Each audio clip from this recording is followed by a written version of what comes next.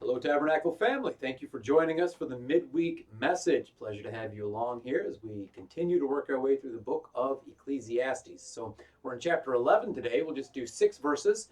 Unlike a whole chapter last week, that might have been a bit longer than usual. So, thank you for hanging with me. This week, we're just going to do 6 verses. So, chapter 11, verses 1 through 6. While you're turning there, I think the question in mind for this text might be something along this line. What's the perspective from which you live life? Now, we all understand that things look different depending on the perspective from which they're viewed, right? You are at the street level and it's one perspective. You go to JFK, board the plane, you're flying over. All of a sudden, Manhattan looks a little bit different, right? We understand that as we go through.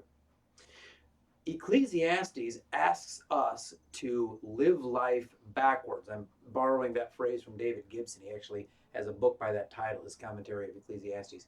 The thought being this: most of us, as we proceed through life, we live life as though we were never going to die. And so we seek to accumulate to ourselves all of these possessions, much like the rich fool that Jesus talks about. We want to tear down our barns and build bigger.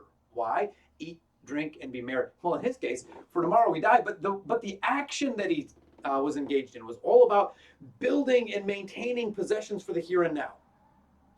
Ecclesiastes asks you to live life backwards, starting with this perspective: you're gonna die. Well, if you know you're going to die, how then should you live?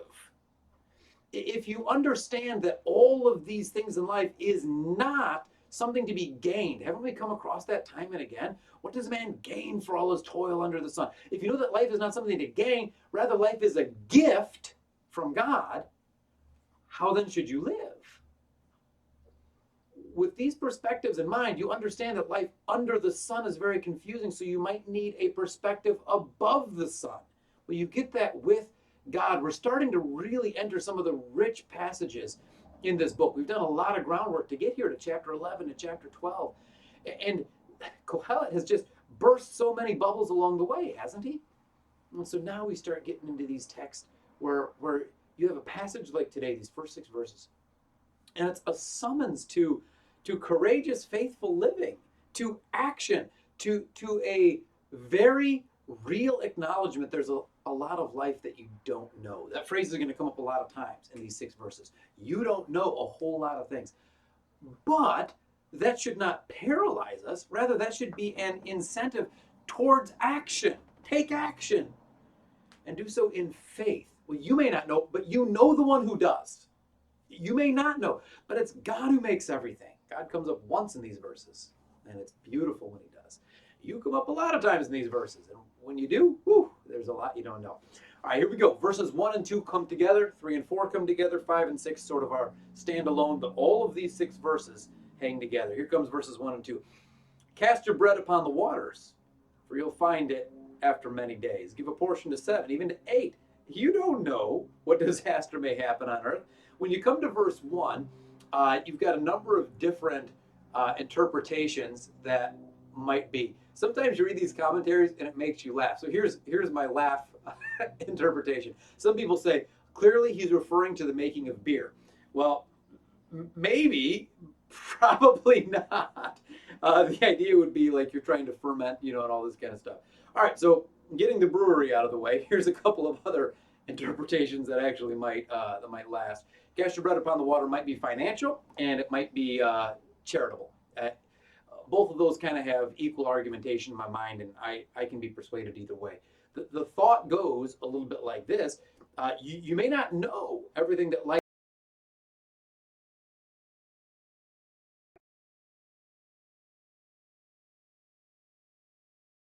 to those in need.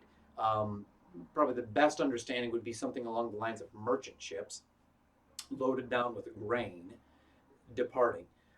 Solomon, if he's the author of this book, had a pretty robust maritime trade, didn't he? And so he'd send these ships out. They'd come back laden with all manner of things, peacocks and gold, and you can read about it there, ivory coming back. Yet they'd go out maybe only once every 3 years. Well, you don't gain all of that unless you make a very real commitment. You have to put your goods on the ship, send them out. So think of these words: cast.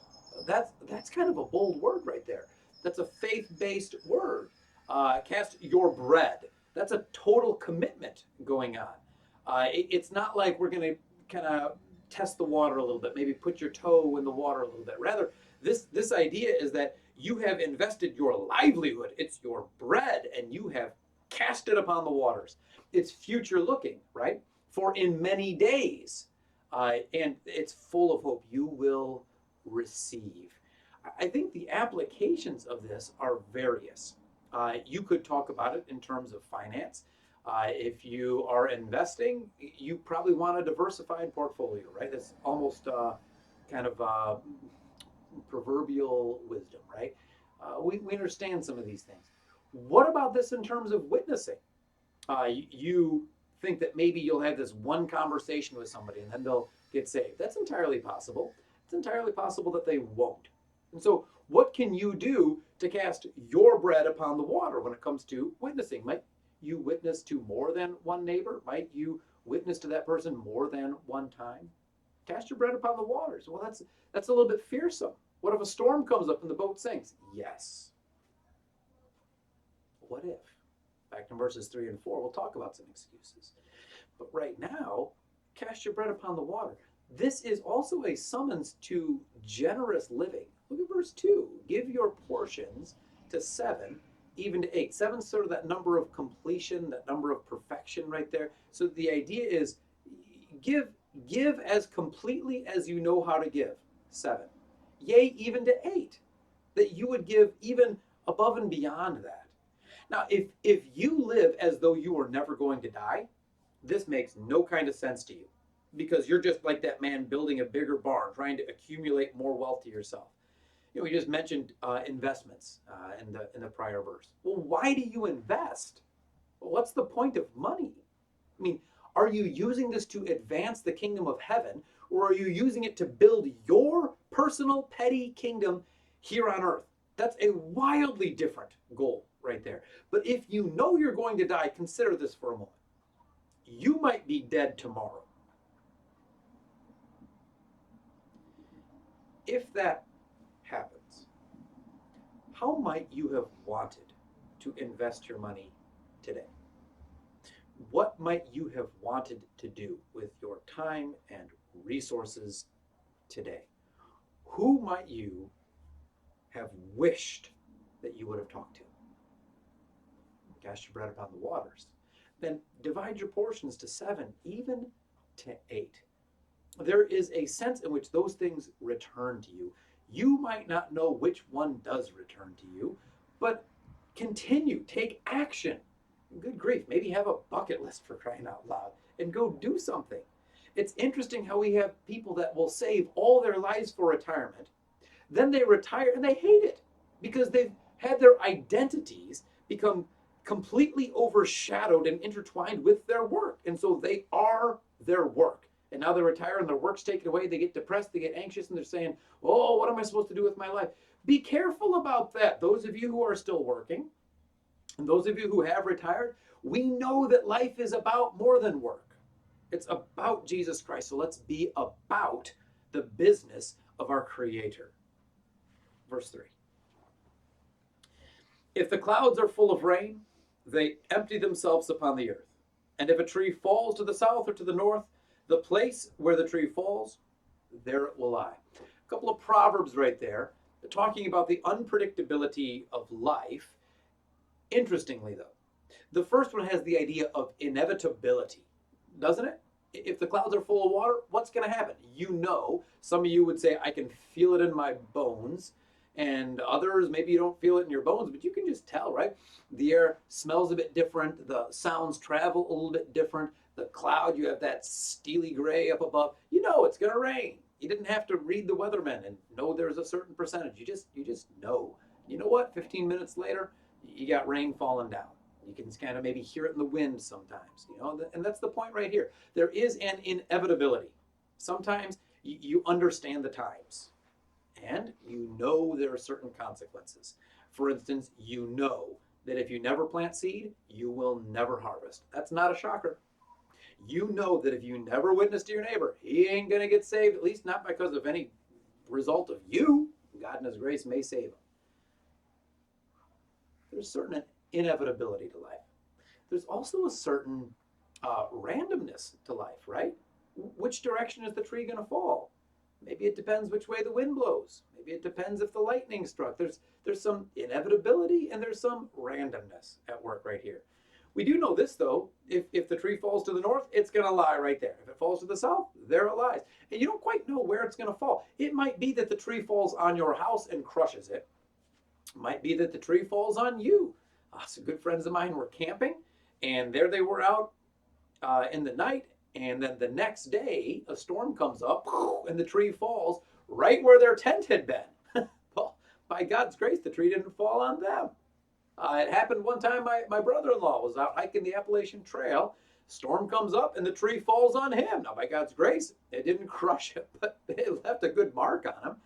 You don't know, right? But wherever the tree's going to fall, there it's going to lie. Well, if there is a little bit of inevitability, and if there is a little bit of randomness, and all of this together means that life is a bit unpredictable, it can paralyze people. You and I have both known people who have had the paralysis of analysis. And they look around and they don't know what to do, and so they do nothing, which is probably the worst possible thing to do. I understand. There is a time for strategic inaction. Maybe you have gone through a very traumatic point in your life. That's a great time to do nothing because you might not make the best decision.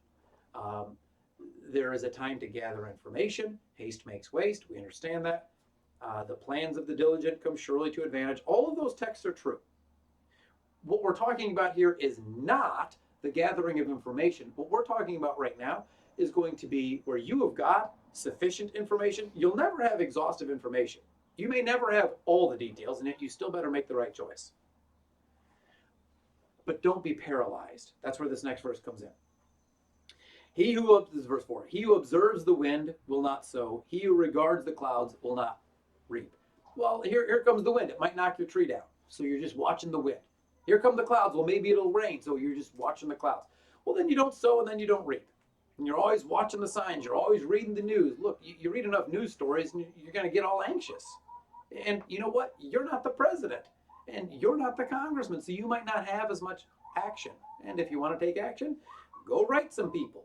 Go do some things. That's fine. Give your money here and there. Fine. Do all those things. But don't be paralyzed. Because this happens. It happens a lot. And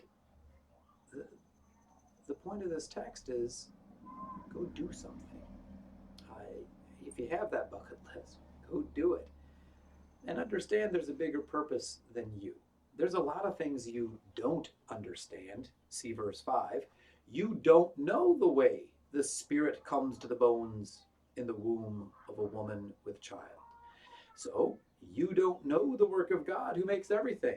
This is pretty similar to what Jesus said to Nicodemus, isn't it? We can read John 3 to talk about that. It says you don't know the wind, and yet just how the wind blows, and you don't see it. So the Spirit of God is at work. You don't see it, but you do see the results. It's kind of a similar idea to the text that's going on right here. You don't know everything. By the way, a text like this reminds us yet again what we already knew intuitively, that the life of a human in the womb is valuable and is, in fact, a human life. And so this modern idea of a human non-person is absolute balderdash. We know it intuitively. God reveals it to us time and again throughout the Word. Psalm 139 is another example. Jeremiah 1:5 is another example. And there's many more. And the point is, God is at work. However, that is mysterious. We understand maybe a description of the way that cells divide and how life grows. We can use 3D monitoring. We can do ultrasounds. We can do all of these things. And yet we can't quite say how the very life that God gives happens. Like, when does a soul begin? Those are interesting things. We'd say, well, at the moment of conception. Okay, fine. How? There's a lot of questions that you could say that to, you know. I mean, how do you go from nothing to something? Well, God creates. Yeah, that's mysterious, right? But in the midst of all of this, while we are sitting here confronted by cavernous ignorance, God is not only not ignorant, but he is active, and he is the one who makes everything in its time and its place for its purpose. God has a plan for all of this. Praise God for this. Now we come to verse 6. In the morning, so what do? Sow your seed, and at evening, withhold not your hand. You don't know which will prosper, this or that, or whether both alike will be good. So go do something. Don't be that proverbial American Christian who is a spineless pew filler, who thinks he is spiritual because he is nice, who measures his spirituality in terms of things not done. Look at all these sins I have not done. What have you done? Good grief, do something. Not to speak too strongly. But what have you done for Jesus today? Where have you put your hands to the plow and plowed? Ecclesiastes, same book right here. Whatever your hands find to do it with your might. You say you're a Christian. Are you a Christian with your might? Have you put your hands to the plow, or are you looking back, not fit for the kingdom of heaven? That's what Jesus says, not me. So you come to a text like this, and I hope it's bracing for you. I hope it's encouraging to you. I hope you go away saying, you know what? Let me cast my bread upon the waters. Let me divide my portions. Let me stop trying to hoard all of my resources. Why are you saving up in your IRA? What are you doing all this stuff for? Do something. Give something away. So that sounds very costly. Probably is. So count the cost. And be bold and take action for the God that you love.